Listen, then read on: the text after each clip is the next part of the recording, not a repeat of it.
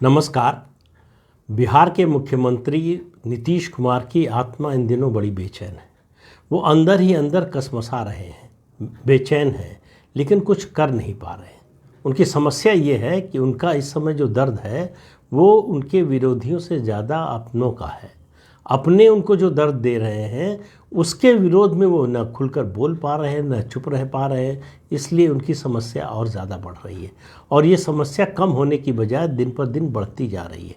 सदन के अंदर हो, सदन के बाहर हो, राजनीतिक रूप से हो, गैर राजनीतिक रूप से हो, हर तरह से उनकी समस्या लगातार उसमें इजाफा ही होता जा रहा है।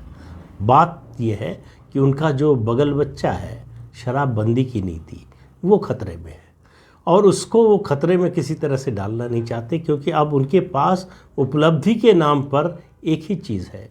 अगर वो भी चली गई तो उनकी लिगेसी का क्या होगा, ये उनकी चिंता का विषय है। जो वो लिगेसी बनाना चाहते थे वो तो बन नहीं रही है, जो कुछ था वो भी जाने के आसार नज़र आ रहे हैं।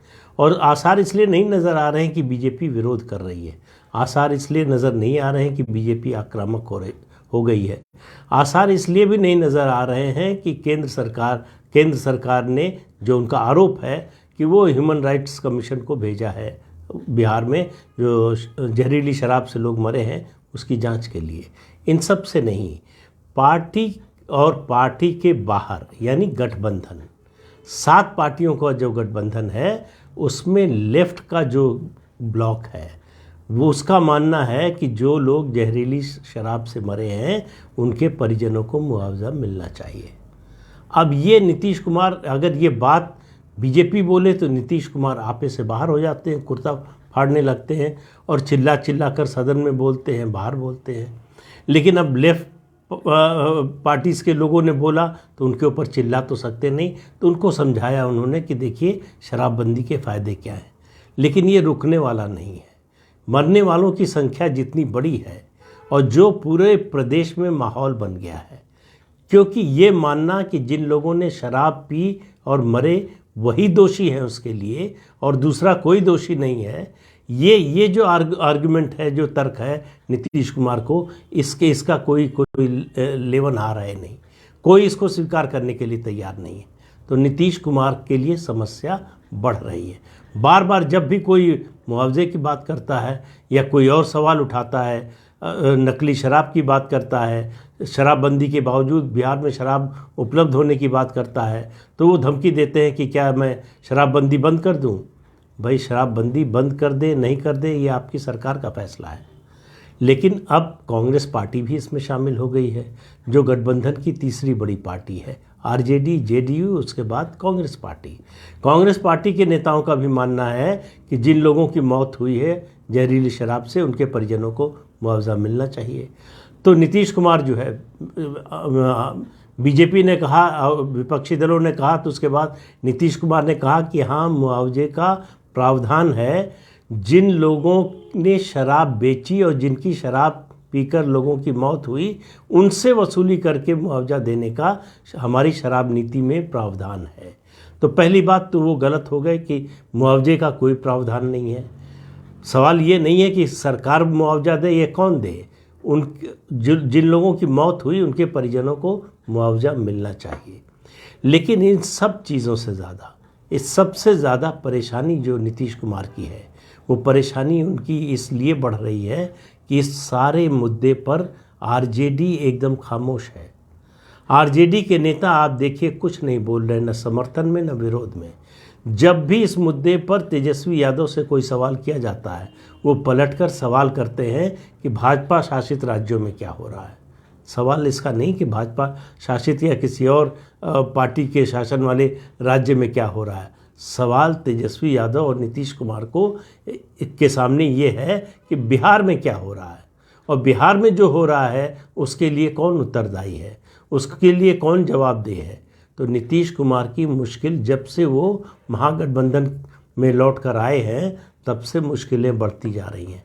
एक तरफ उनको सार्वजनिक रूप से स्वीकार करना पड़ा कि वो अपना उत्तराधिकार तेजस्वी को सौंपने वाले हैं। सवाल है कब। अब ये सवाल नहीं है कि उत्तराधिकार सौंपेंगे या नहीं, अब सवाल है कि कब सौंपेंगे। और आरजेडी के लोग आप यकीन मानिए अगले कुछ महीनों में ये दबाव बढ़ाने वाले हैं कि नीतीश कुमार जल्दी से जल्दी अब तेजस्वी यादव को गद्दी सौंपे।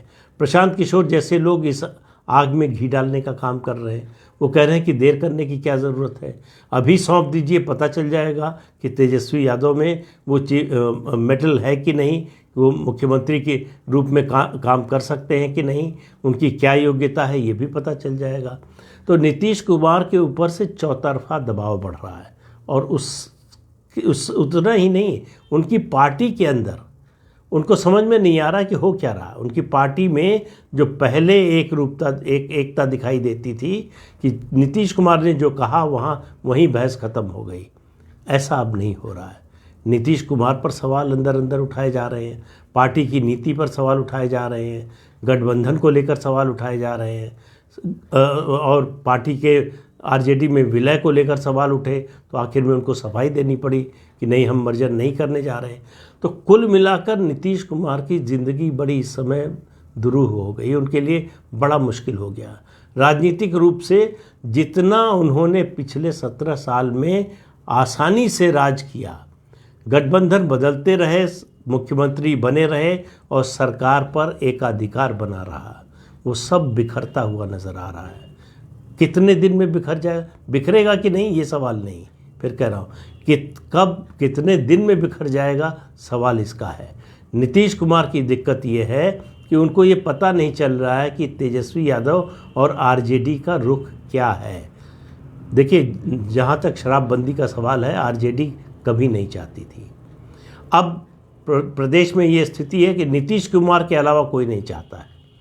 चारों तरफ से, चाहे विशेषज्ञों की बात करें चाहे राजनीतिक लोगों की बात करें, सबका मानना है कि शराबबंदी की नीति पूरी तरह से फेल हो चुकी है।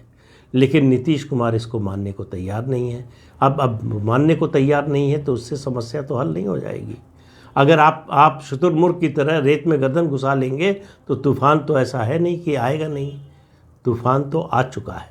बिहार की राजनीति में बड़ा तूफान, और ये तूफान से पहले की शांति है। बहुत जल्दी ही आपको बड़े बदलाव बिहार की राजनीति में देखने को अगर मिल जाए तो चकित मत होइएगा।